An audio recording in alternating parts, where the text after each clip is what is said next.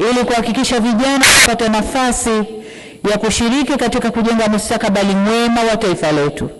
Tutaweka kipaumbele kwenye ushirikishwaji wa vijana katika masuala ya maendeleo yao.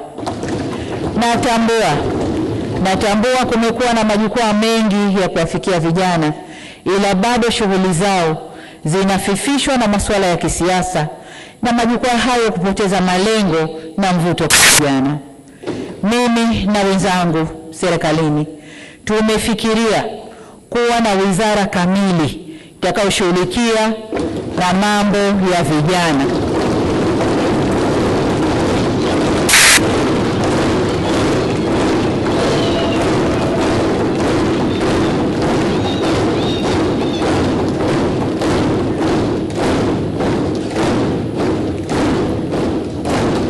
Asante sana Mheshimiwa wabunge. Tumeamua kuwa na wizara kamili badala ya kuwa na idara ndani ya wizara yenye mambo mengi. Vile vile ninafikiria kuwa na washauri wa masuala ya vijana ndani ya ofisi ya Rais.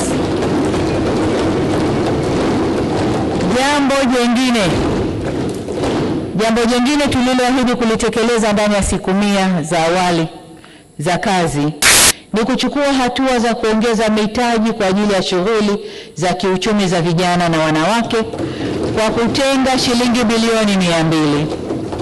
Serikali inaendelea kuangalia njia nzuri ya kuimarisha mfuko huo kwa lengo la kuongeza ufanisi kwa walengwa.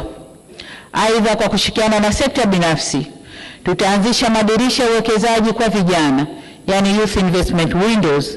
Madirisha haya yatatoa mikopo nafuu na mitaji ya uwekezaji kwa biashara za vijana.